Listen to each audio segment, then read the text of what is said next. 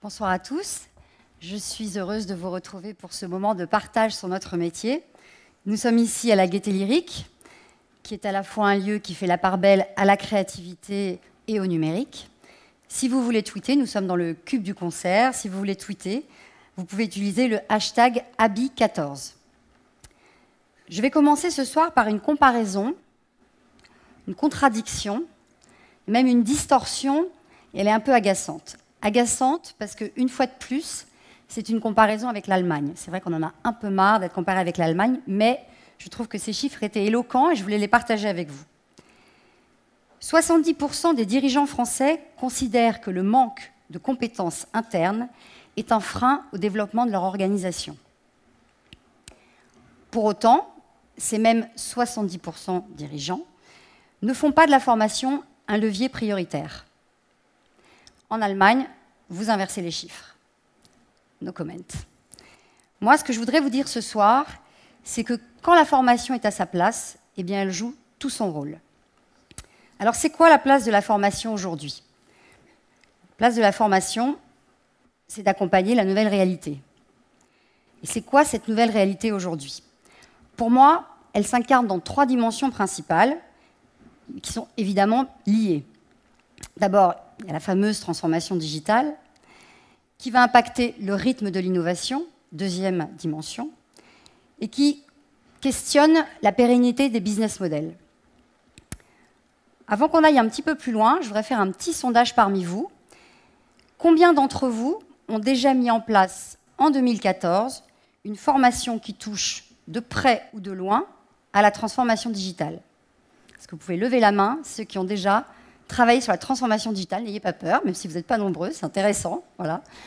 Finalement, pas tant que ça, donc je pense que c'est important qu'on parle du sujet ce soir. Alors, cette fameuse transformation digitale, elle bouleverse nos vies, notre façon de raisonner, nos entreprises, notre fonctionnement collectif. 79% des Européens sont connectés à Internet et l'utilisent tous les jours. On nous parle des objets connectés, de la 3D, du big data. On pourrait passer toute la nuit à évoquer toutes ces transformations majeures auxquelles nous sommes confrontés. Moi, je vais vous proposer de nous arrêter sur 3 qui impactent toutes vos entreprises. La première, c'est le client augmenté. Alors, le client augmenté, c'est vous, c'est tout le monde. Il est quoi, le client augmenté? Il est ultra connecté, informé sur le produit, il donne son avis en positif, en négatif. Il peut partager, il peut recommander.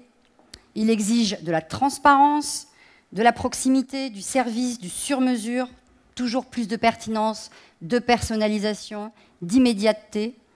Donc vous voyez que ça fait un client qui est en train de la nature du client qui est en train de changer. Je voudrais vous donner quelques exemples. Souvenez-vous, peut-être pour ceux qui ont suivi la Coupe du Monde de football cet été, quand on allait sur mytf1.fr, on pouvait choisir l'angle de la caméra avec lequel on souhaitait regarder le match de football. Un autre exemple, la société Uber. Tout le monde a entendu parler de Uber. Le client note le chauffeur, il donne une appréciation sur sa course. Je ne pense pas que vous ayez jamais donné d'appréciation dans une course avec un chauffeur de taxi. Donc là, le client Uber, il donne son avis à chaque utilisation du service. Le client augmenté, il est tellement à l'origine, il est tellement à la source, qu'il est sollicité pour créer des produits. C'est la société Quirky qui crée des produits pour de grands distributeurs en interrogeant la communauté. Le client augmenté, il nous propulse tous vers de nouveaux paradigmes. Il faut de nouvelles pratiques, de nouvelles compétences et de nouveaux métiers. Je pense que vous avez tous lu ces derniers mois que beaucoup d'entreprises avaient créé la fonction directeur expérience client, fonction qui a été créée directement au COMEX, en plus de la direction marketing, de la direction commerciale, de la direction administration des ventes, etc. Une deuxième conséquence de la transformation digitale, c'est la transversalité. C'est banal de dire que les frontières disparaissent, le monde est mon voisin, vous êtes confrontés à ça aussi tous les jours. Dans nos métiers de la RH, on peut faire un focus sur 3 points précis et importants. Dépasser le management en silo. On sait tous que c'est l'urgence, mais on sait tous que c'est très difficile à faire. Le bouleversement de la hiérarchie. On est vraiment rentré dans une ère où le rôle du manager change de façon très importante. Le management à distance ou d'équipes dispersées, conséquence de la mondialisation ou du télétravail, dont on parle beaucoup en France en ce moment, qui se développe partout dans le monde et qui est déjà très développé aux États-Unis.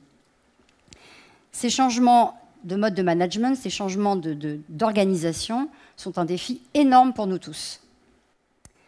La troisième conséquence de la transformation digitale, c'est qu'on vit dans un monde hybride. On sait maintenant que celui qui suit ses comptes bancaires sur Internet est aussi celui finalement qui va le plus en agence pour demander des services à valeur ajoutée. Alors qu'avant, on pensait, il est sur Internet, il ne va plus mettre les pieds en agence. Pas tout à fait le cas. On sait que celui qui achète sur Internet et qui retire en magasin est bien celui qui, accompagné dans son parcours client, augmentera son panier d'achat. On sait que les pure players savent aujourd'hui, de plus en plus, qu'il leur faut des relais de magasins physiques pour s'incarner. C'est le cas de Pixmania ou même de Mythique. Mythique organise des soirées bien réelles dans des lieux bien physiques, voilà, avec des vrais gens, ça ne reste pas sur Internet. Donc les communautés physiques et virtuelles se côtoient et se répondent en permanence. Donc là encore, pour nous, une nouvelle donne à considérer pour des compétences nouvelles dont l'entreprise doit disposer pour performer. Il faut se souvenir aussi quand même que dans cette période de tumulte dans laquelle on vit, période de rupture comme ça successive, c'est une combinaison d'invariants et évidemment de ruptures, donc d'opportunités. Je crois que ce qu'on est en train d'essayer tous de faire dans nos métiers, c'est de comprendre quels sont les invariants et quelles sont les ruptures. Et c'est cette combinaison qu'il faut qu'on essaye d'identifier. La nouvelle réalité que doit accompagner la formation, c'est le rythme de l'innovation. J'écoutais Bruno Bonnel il y a quelque temps dans une conférence. C'est un des fondateurs d'Infogrames, je crois qu'il a créé une vingtaine de startups. Et il faisait remarquer que le premier téléphone portable, c'était il y a 20 ans, le premier smartphone, il y a 7 ans, le premier iPad, il y a 4 ans. Et il expliquait qu'il revenait de Palo Alto, où il avait vu la Google Car circuler dans la ville, pas dans un circuit dédié, vraiment dans la ville. Elle s'est arrêtée devant lui, elle a tourné, elle a écrasé personne, elle a tourné à droite, elle s'est arrêtée au feu. Voilà, elle a fonctionné normalement. Cette chronologie met en exergue l'accélération. On ne va pas attendre 4 ans pour que la Google Car soit en service. Et ce qui est très frappant quand on regarde ça de la fenêtre RH, c'est que dans ce contexte, de plus en plus de métiers deviennent des compétences. Je citerai 2 exemples. La capacité à coder. Aujourd'hui, on inscrit des cours de code HTML dans les formations des journalistes, dans les formations des community managers. Ça aurait été quasi impensable il y a 3 ans. Le métier de manager de projet qui est né dans l'industrie, vous connaissez tous, c'était un métier, c'est complètement en train de devenir une compétence. On doit tous être capables de travailler en mode projet. Tous ces savoirs doivent être désormais enseignés finalement comme l'anglais. Donc on voit bien, l'innovation, ce sont des produits bien sûr, mais ce sont aussi des usages. Je reviens sur l'exemple de la société Uber. On note le chauffeur. Mais si vous avez déjà utilisé Uber, vous savez peut-être que le chauffeur vous note aussi. Il note le client. Alors est-ce que vous êtes un client sympa, poli, qui l'a fait attendre, qui a rechigné pour payer, j'en sais rien. Bref, si le client se comporte mal, il va avoir une mauvaise note. Et ça, je pense qu'on voit déjà sur Internet que c'est quelque chose qui va se développer. On aura une réputation de client. Et cette réputation de client, si on essaie de s'en extraire, ce sera suspect. Et on peut imaginer assez vite que cette réputation de client, elle va déboucher sur des conséquences commerciales. Est-ce que, si j'ai une bonne réputation, je ne serai pas un client qui sera récompensé, qui aura un meilleur service, voire un meilleur prix? Donc on voit bien que les innovations, ce ne sont pas simplement des produits, mais aussi des usages et des conséquences de ces usages. Et parfois, ce sont des choses très simples, mais elles changent tout.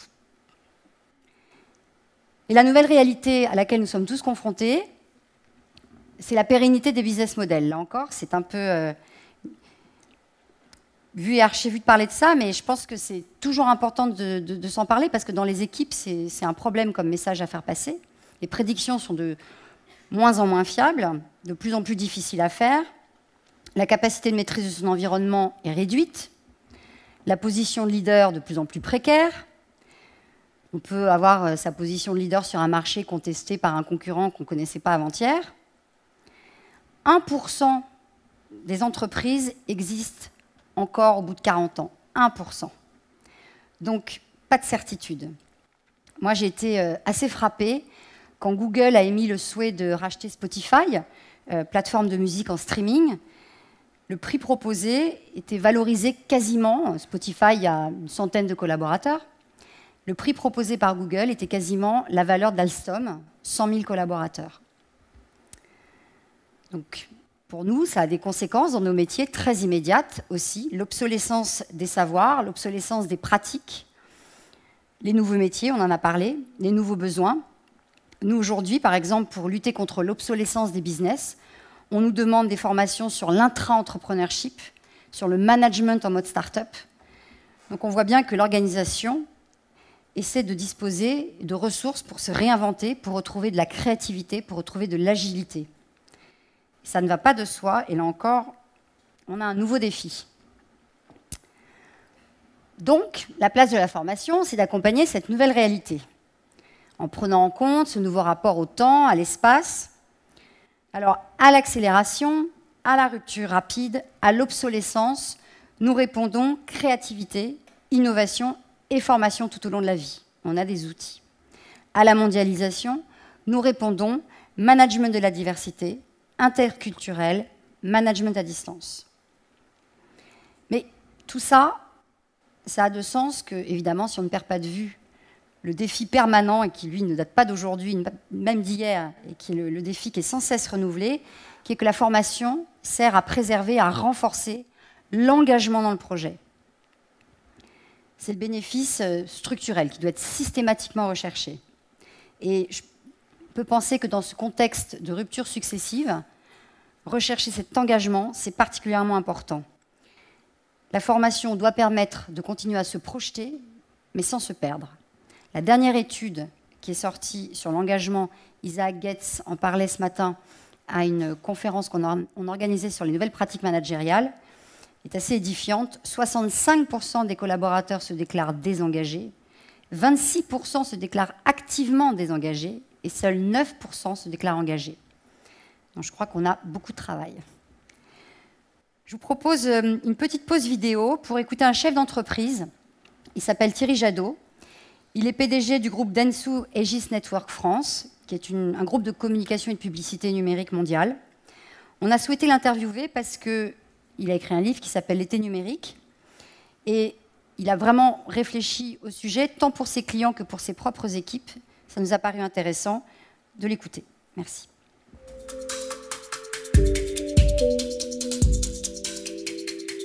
Bonjour Thierry Jadot. Bonjour. Merci d'être là aujourd'hui.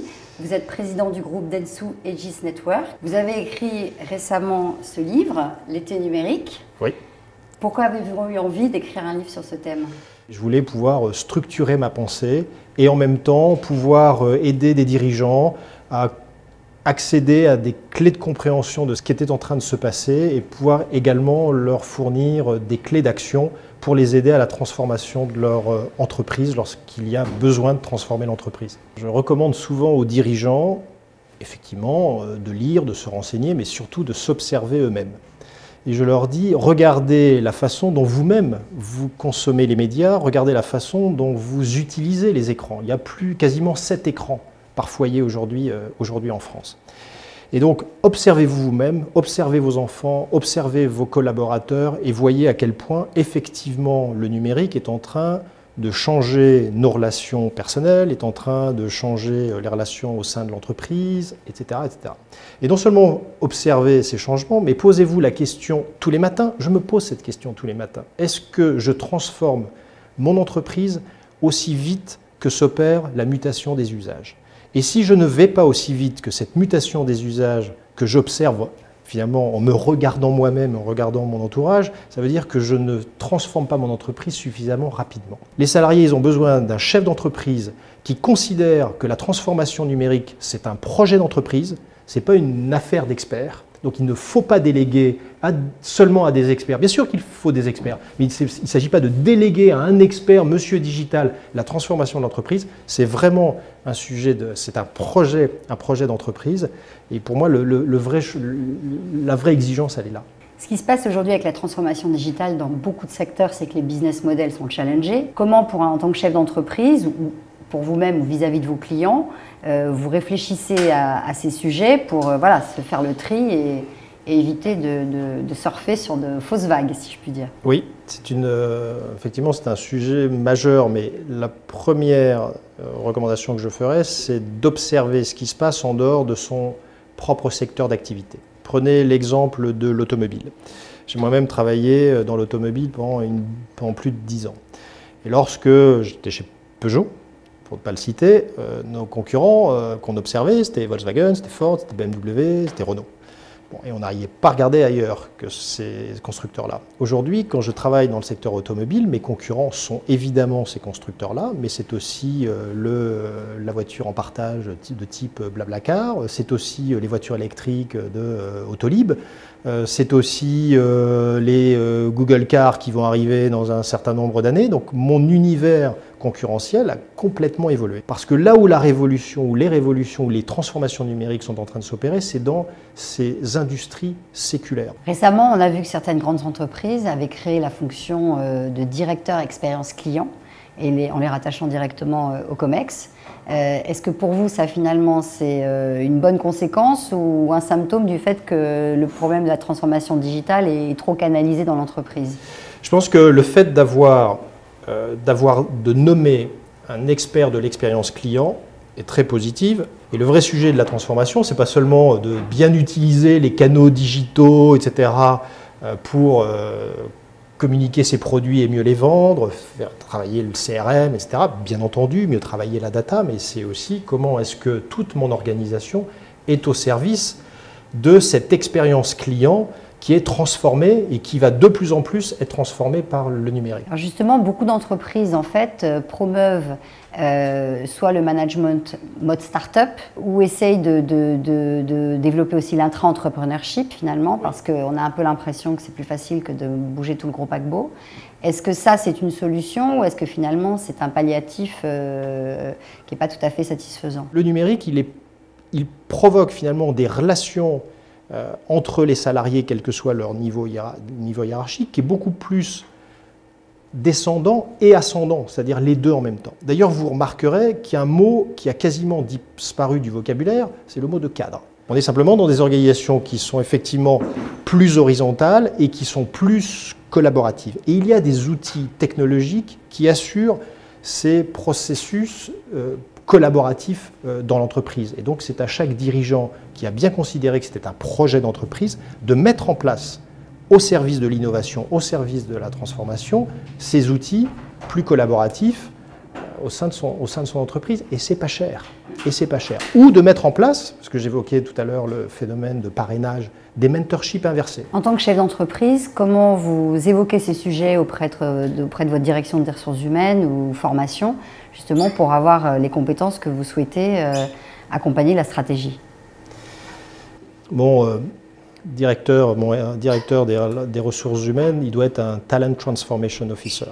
Alors, on a tous compris ce que ça voulait dire. C'est-à-dire qu'il y a des métiers de direction de personnel qui doivent effectivement être adressés, mais l'essentiel, la mission que je lui confie, c'est que l'essentiel de sa tâche doit être consacré au talent, non seulement au recrutement des bons talents.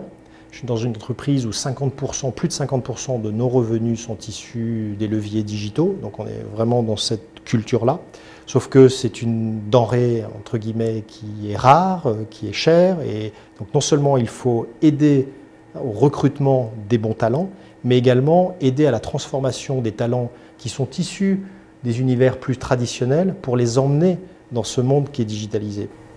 Merci beaucoup d'avoir répondu à nos questions. Merci à vous.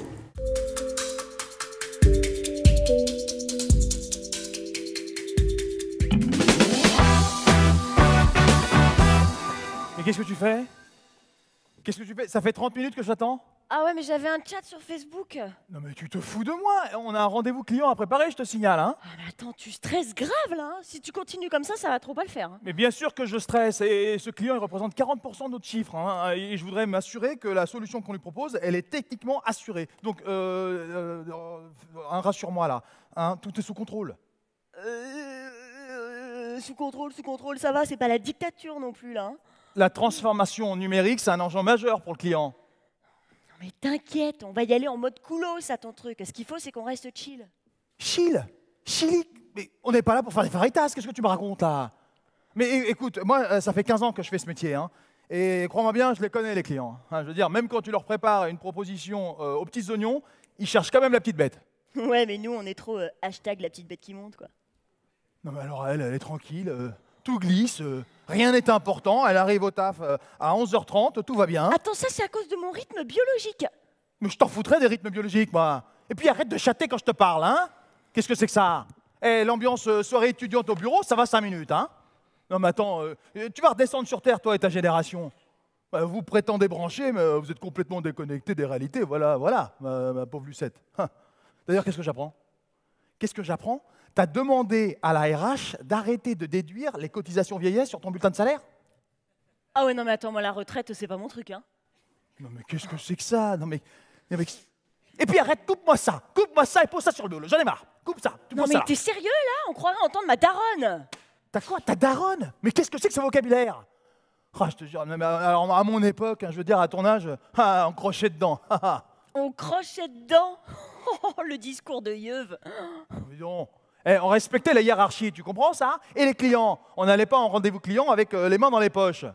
Non mais oh. Ah, attends, ça vibre. J'en ai pas fini avec toi. Hein? Oui. Allô? Oui, monsieur Duquesne. Oui, bonjour. Oui, bah justement, j'étais avec notre junior, on préparait la réunion de tout à l'heure. Oui. Oui, comment? Ah, c'est justement à Elodie que vous voulez parler? Vous étiez en pleine conversation Facebook et elle répond plus. Ah ben je ne sais pas ce qui s'est passé. Je vais enquêter, monsieur Duquesne. Je vous assure qu'on trouvera le responsable. Oui, je vous la passe. Ouais, rebonjour. Non, vous inquiétez pas, c'est juste que chez nous, quand on est en réunion, il faut qu'on débranche nos portables. Ouais, donc ce que je vous disais, c'est qu'aujourd'hui, avec le marketing viral, c'est pas que dans un sens. Et puis on peut plus faire comme avant. Vous pouvez pas mettre vos têtes sur des affiches aux 4 coins de Paris. Non, c'est personnel. Ouais, et donc aujourd'hui, le client, s'il est vénère, il va pouvoir le dire sur les réseaux. Et plus il a le droit d'être vénère, et plus il va kiffer votre produit. Vous me suivez? Ouais, c'est ça le principe. Bon alors, après, il faut qu'on fasse attention parce que sur le net, on peut balancer plein de trucs et puis laisser des empreintes. Mais des empreintes digitales par rapport aux doigts? Comment? Ouais, c'est ça, digital, ouais. Je comprends rien, moi. C'est pas possible. Et du coup, le truc, c'est que, oui, bien sûr, Twitter, évidemment Twitter. Le problème, c'est qu'on est quand même limité à 140 caractères. Mais du coup, ça nous oblige à percuter grave, à balancer les bonnes infos. Vous voyez? Bon, de toute façon, ce que je vous propose, c'est d'en reparler tout à l'heure ensemble, ok? Ouais, je vous le passe, ouais. Non, mais arrête! Oui, monsieur Duquesne. Comme vous voyez, hein, on vous prépare une proposition aux petits oignons. Hein. Une proposition de gueudin. Voilà, on kiffe grave. C'est de la bombe bébé. Oui, bien sûr. Mais vous savez, comme je dis toujours à mes petits jeunes, notre avenir, c'est la transformation numérique. Elle est devant nous. Et si on se retourne, eh bien, on l'a dans le... Oui, bien sûr. Non, c'est pas drôle, monsieur Duquesne, bien sûr. Bien sûr, je sais bien. Oui, on a la chance d'avoir Elodie dans notre équipe, bien entendu. Oui, c'est un élément principal de notre dispositif. Oui, oui bien sûr. Vous savez, c'est aussi ça notre agence, hein, c'est aller détecter les potentiels là où ils sont. À tout à l'heure, monsieur Duquesne. Voilà, à tout à l'heure. Oui, je vous en prie. Au revoir, monsieur Duquesne. Au revoir, je vous en prie. Au revoir.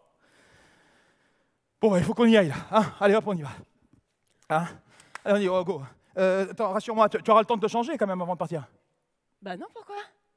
Enfin, tu vas pas rester comme ça quand même. Bah, pourquoi? C'est quoi le problème avec mes fringues? Bon non, rien, laisse tomber. Je mettrai 2 cravates, c'est pas grave.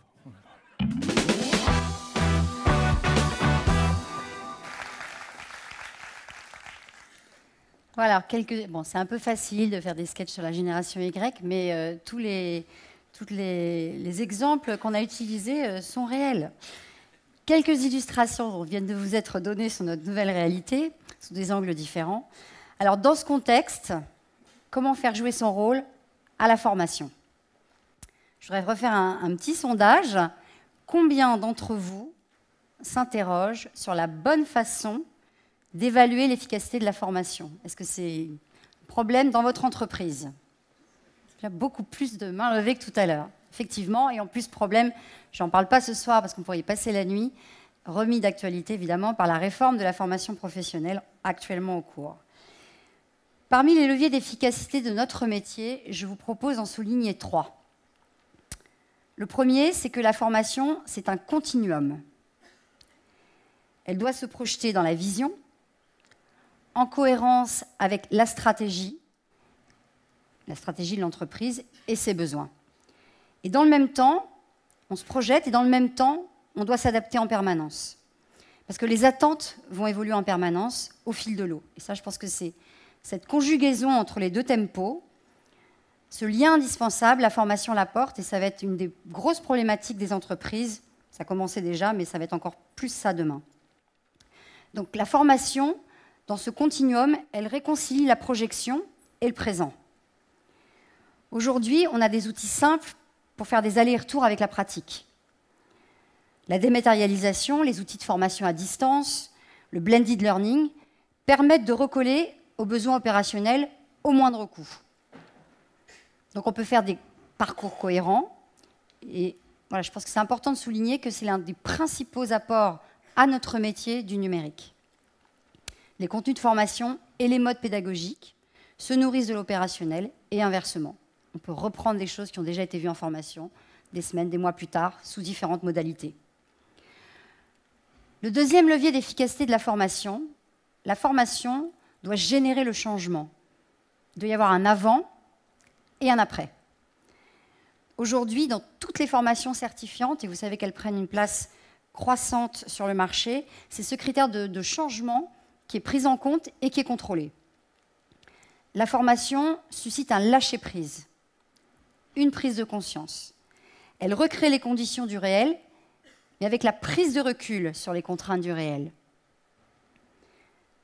La formation, c'est de la bienveillance. Il n'y a pas de risque, il n'y a pas de jugement.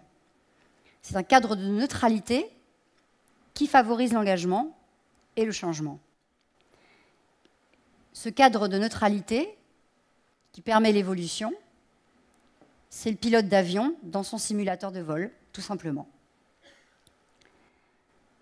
Le troisième levier d'efficacité de la formation, et peut-être c'est celui qui est le plus compliqué à évoquer dans l'entreprise, c'est la valeur du savoir acquis pour l'organisation et pour la personne qui s'est formée. On parle de la mesure d'efficacité de la formation. Oui, il faut mesurer l'efficacité de la formation. La réforme en parle. On sait qu'on a des outils statistiques qui sont souvent assez puissants. Il faut vérifier que les leviers d'efficacité ont été activés.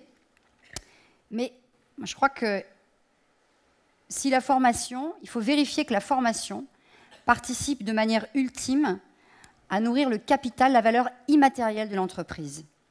Est-ce que l'organisation réussit à sanctuariser les savoirs?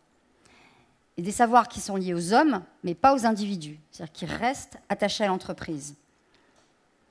Si en amont, on n'a pas formalisé ce qu'on voulait capitaliser et qu'on fait de l'évaluation après des actions de formation, mais je pense qu'on s'arrête en chemin. On n'est qu'à la moitié de l'objectif. Et du coup, la formation sera redoutable d'efficacité si elle contribue à nourrir, à renforcer les caractéristiques de l'organisation, son ADN. Donc, le rôle bien pensé de la formation, souvent on lit à l'étranger des patrons qui disent « j'en ai marre de former pour mes concurrents, je forme des gens puis après ils s'en vont ». C'est un gros problème dans les pays émergents. Non, le rôle de la formation, s'il est bien pensé, c'est que l'entreprise soit justement propriétaire de ses savoirs et de ses savoir-être. Alors, face à cette multitude d'enjeux, qui confinent même à la confusion parfois, comment Abilwest vous accompagne? Je pourrais refaire un sondage, mais je crois que ce sera difficile de répondre simplement à la main levée. Une question qui nous concerne tous, et au-delà un enjeu de société. Comment allons-nous apprendre demain?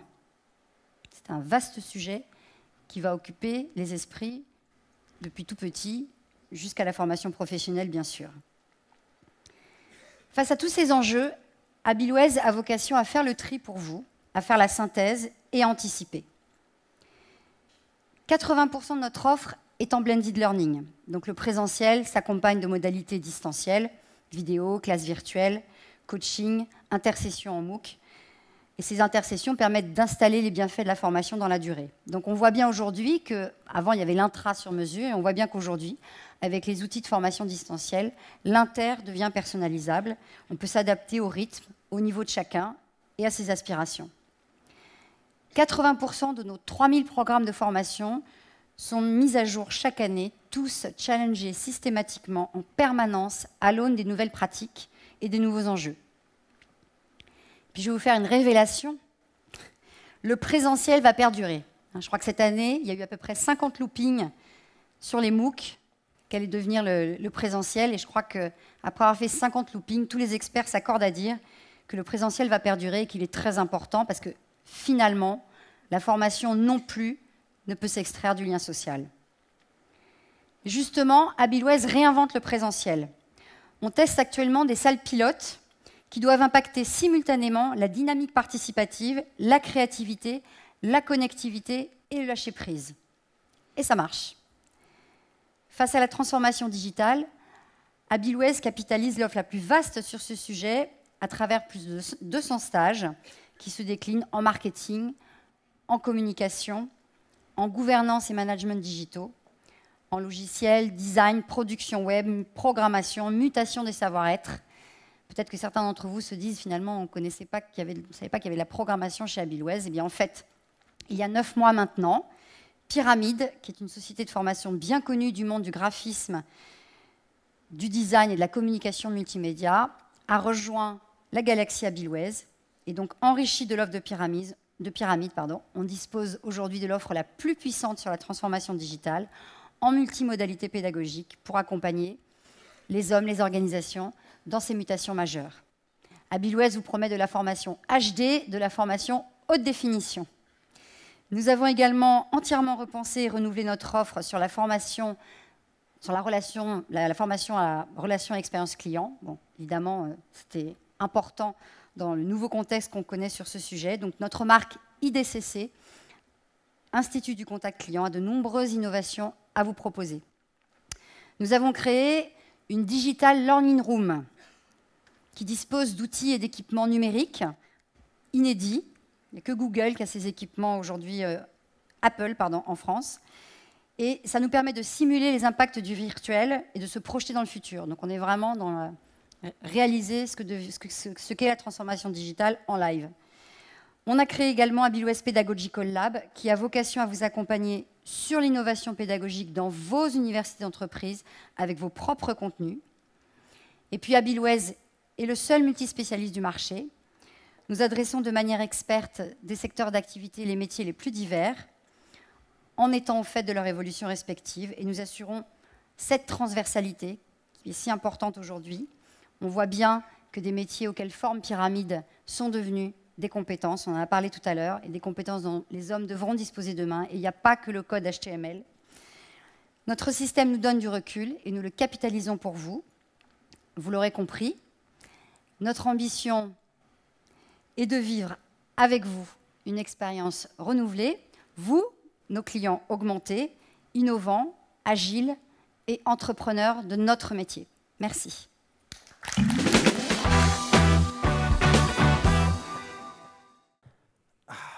Oh là là là, je crois que j'ai bu un petit peu trop de champagne tout à l'heure. Hein. Ouais. Eh, ils étaient bien les comédiens, hein, Ouais. hein Ouais. Surtout lui, hein. Quelle classe, quelle présence. Oh. Ah bah vas-y, je te gêne pas. Bah, t'avais qu'à lui filer ton numéro pendant qu'il y était. Non, attends, moi, ces gars-là, je les vois venir. Je sais ce que c'est. Hein. Ils font ce métier-là juste pour se la péter, pour draguer des filles. Non, moi, c'est la comédienne que j'ai trouvé super. Hein? Ah ouais, très juste, vraiment classe. Et puis une petite paire de... De quoi? De chaussures. Dans 50 mètres, tournez à droite.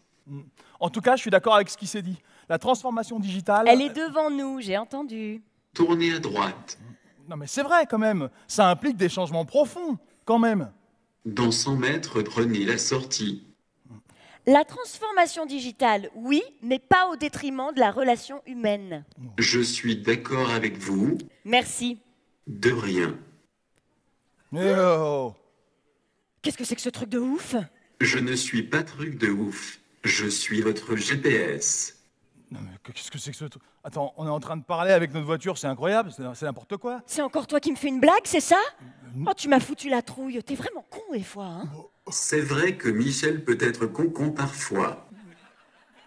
Non mais attends, ça va, oui, on arrête là, oui ou quoi? Il t'a cerné tout de suite. Moi aussi j'ai un double cœur qui bat. Dans 100 mètres, tournez à droite. Non, mais attendez, pardon, mais vous êtes qui? Je m'appelle Tom. Enchanté. Moi aussi j'ai besoin qu'on m'aime. Mais on vous aime, monsieur Tom. Mais... S'il vous plaît, likez-moi. Comment ça, likez-moi? Ben, je sais pas, sur son mur Facebook, j'imagine. Non mais c'est un truc de malade. Je vais pas liker un GPS sur Facebook. En plus, j'en ai pas des Facebook, moi. Vous êtes has-been. La transformation digitale est devant vous, Michel. Si vous vous retournez... Oui, ça va. On a compris. Hein. Merci. Bip, bip.